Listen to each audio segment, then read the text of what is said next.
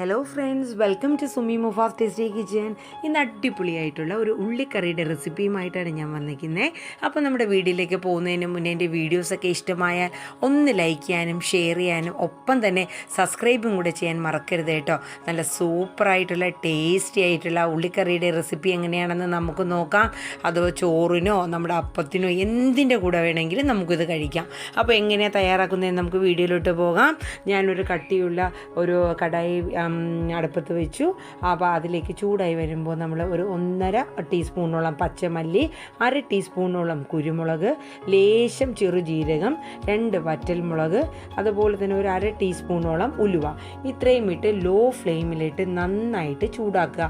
ഇത് കരിഞ്ഞു പോകരുത്. ഈ മല്ലിയുടെയൊക്കെ ഒരു പച്ചമണം മാറി വരണം. എന്നിട്ട് കുറച്ച് കറിവേപ്പിലയും കൂടെ ഇട്ട് കൊടുക്കുക. എന്നിട്ട് ലോ ഫ്ലെയിമേ യൂസ് ചെയ്യാവോ, അല്ലാണ്ട് മീഡിയത്തിലോട്ടൊന്നും കരുതുക. കാരണം കരിഞ്ഞു പോയാൽ ഈ കറിയുടെ ടേസ്റ്റ് തന്നെ നന്നായിട്ട് മാറിപ്പോകും.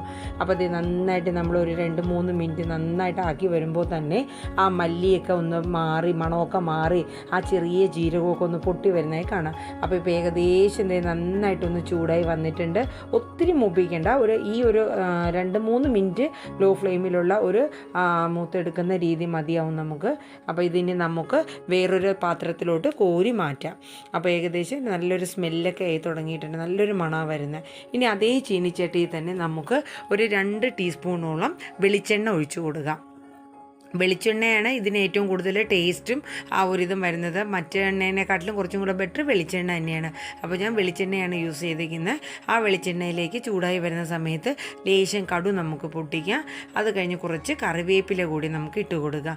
അപ്പോൾ ഇത് കടു ഏകദേശം നന്നായി പൊട്ടി വരുന്നുണ്ട്. അതിലേക്ക് നമുക്ക് കടു ഇട്ട് കൊടുക്കാം, കറിവേപ്പില ഇട്ട് കൊടുക്കാം. അത് കഴിഞ്ഞ് നമ്മൾ കഴുകി നന്നാക്കി വെച്ചിരിക്കുന്ന ചെറുള്ളി, ഏകദേശം ഒരു 150 ഗ്രാമോളം ചെറുള്ളിയാണ്. അത് നന്നായിട്ടൊന്ന് ജസ്റ്റ് ഇളക്കിയ ശേഷം നമ്മളൊരു 10-15 അല്ലി വെളുത്തുള്ളിയാണ് അടുത്തിട്ട് കൊടുക്കുന്നത്. വെളുത്തുള്ളി ഒത്തിരി വലിയ വെളുത്തുള്ളിയാണെങ്കിൽ ഇത്രയും എണ്ണം വേണ്ട. നമുക്ക് ഏകദേശം ക്വാണ്ടിറ്റിയാണ് ഞാൻ ഈ അളവിൻ്റെ ആണെങ്കിൽ 10-15. എന്നിട്ട് ഇത് നന്നായിട്ട് ലോ ടു മീഡിയം ഫ്ലെയിമിലിട്ട് നന്നായിട്ട് ഇതൊന്ന് വഴറ്റി കൊടുക്കുക. ഏകദേശം ഒന്ന് ആ ഉള്ളിയുടെയൊക്കെ ഒരു പച്ചപ്പൊക്കെ ഒന്ന് മാറി ആ വരുന്ന ടൈം ആവുന്ന വരെ നമുക്ക് ലോ ഫ്ലെയിമിലിട്ട് ഒരു 4-5 മിനിറ്റ് നന്നായിട്ട് ഇതൊന്ന് വഴറ്റി കൊടുക്കുക. ഇപ്പോൾ ഏകദേശം ഉള്ളിയുടെ കളറൊക്കെ മാറി, വെളുത്തുള്ളിയുടെയും കളറൊക്കെ മാറി വരുന്നുണ്ട്. ആ സമയത്ത് ഒരു മീഡിയം അളവിലുള്ള ടൊമാറ്റോ നമുക്ക് മിക്സിയുടെ ജാറിലിട്ട് അടിച്ച് ഈ ഒരു സ്ട്രക്ചറിൽ നമുക്ക് ഇതിലേക്ക് ഒഴിച്ചു കൊടുക്കാം. അപ്പോൾ ഏകദേശം ആ തക്കാളിയുടെയും ഒക്കെ ഒരു പച്ചപ്പൊക്കെ ഒന്ന് മാറി വരുന്ന സമയത്ത് നമുക്ക് 1 ടീസ്പൂണ് കശ്മീരി മുളക് ഇട്ട് കൊടുക്കാം. ഒത്തിരി എരിവില്ലാത്ത മുളകാണ്, 1 ടീസ്പൂൺ. അത് കഴിഞ്ഞ് നമുക്ക് ഒരു 1/4 ടീസ്പൂണോളം മഞ്ഞൾപ്പൊടിയാണ് അടുത്തിടേണ്ടത്. എന്നിട്ട് ഇതെല്ലാം കൂടെ നന്നായിട്ട് മുളക് പൊടിയും മഞ്ഞൾപ്പൊടിയും ഒക്കെ ഇട്ട് ടൊമാറ്റോയും എല്ലാം ഇട്ട് നന്നായിട്ട് പച്ചമണം മാറുന്നവരെ നന്നായിട്ട് നമുക്കിത് ലോ ഫ്ലെയിമിൽ മിക്സ് ചെയ്ത് എടുക്കാം. ആ പച്ചപ്പ് ഒന്ന് പോയി കിട്ടണം, അതിന് വേണ്ടിയിട്ടാണ് ഇതിങ്ങനെ ഈ ഒരു ഇതിൽ നമ്മൾ 2-3 മിനിറ്റ് നന്നായിട്ട് മിക്സ് ചെയ്ത് എടുക്കുന്നത്. അപ്പോൾ ഒന്ന് ഡ്രൈ ആയി വരും, നമ്മളത് കാര്യമാക്കണ്ട. എന്നാലും ലോ ഫ്ലെയിം ആയതുകൊണ്ട് അടി പിടിക്കത്തൊന്നുമില്ല. അപ്പോൾ കട്ടിയുള്ളൊരു കടായി ആണെങ്കിൽ നമുക്ക് ഒത്തിരി അടി പിടിക്കാണ്ട് തന്നെ നമുക്കിത് ആക്കിയെടുക്കാൻ പറ്റും. അപ്പോൾ അത് ഏകദേശം നന്നായിട്ടൊന്ന് വരുന്നുണ്ട് വാടി. ഈ സമയത്ത് നമുക്ക് ഒരു നെല്ലിക്ക വലിപ്പത്തിനുള്ള നമുക്ക് പുളി എടുത്ത് അത് നന്നായിട്ട് പിഴിഞ്ഞ് ഇതിലോട്ട് അരിച്ചൊഴിച്ചു കൊടുക്കാം. അത് കഴിഞ്ഞ് 1 ഗ്ലാസ് അളവിൽ സാദാ വെള്ളവും കൂടി ഇതിലേക്ക് ഇട്ട് പാകത്തിനുള്ള ഉപ്പ്, നമ്മളിപ്പോഴാണ് ഉപ്പിടുന്നത്, പാകത്തിനുള്ള ഉപ്പും കൂടെ ഇട്ട് ഇത് നന്നായിട്ട് കൂട്ടി യോജിപ്പിച്ചെടുക്കുക. അപ്പോൾ പുളി ഒത്തിരി കൂടേണ്ട, അതൊരു ചെറിയ നെല്ലിക്കയുടെ വലിപ്പത്തിനാണ്.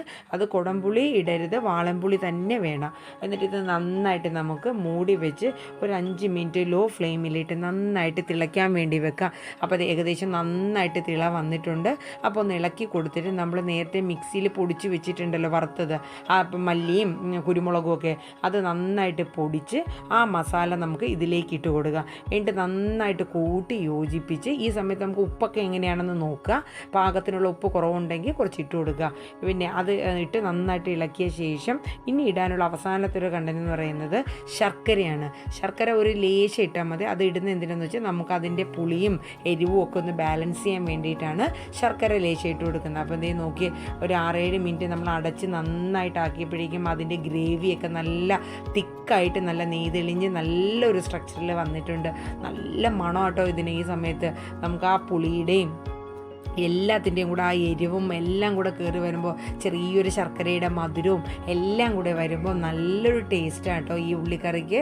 നമുക്കിത് വേണമെങ്കിൽ 2 ദിവസം ഫ്രിഡ്ജിൽ വെച്ച് വേണമെങ്കിൽ നമുക്കിത് യൂസ് ചെയ്യാം. ചോറിനോടൊപ്പമോ അപ്പം അങ്ങനെ ചപ്പാത്തി എന്തിൻ്റെ കൂടെ വേണമെങ്കിലും നമുക്കിത് യൂസ് ചെയ്യാം. വളരെ നല്ല ടേസ്റ്റി ആയിട്ടുള്ളൊരു കറിയാണ്. വേറെ കറികളൊന്നും ഇല്ലാത്തപ്പോൾ നല്ല അടിപൊളിയായിട്ട് നമുക്ക് ചോറ് കഴിക്കാൻ പറ്റിയ നല്ലൊരു കറി തന്നെയാണ് ഉള്ളിക്കറി.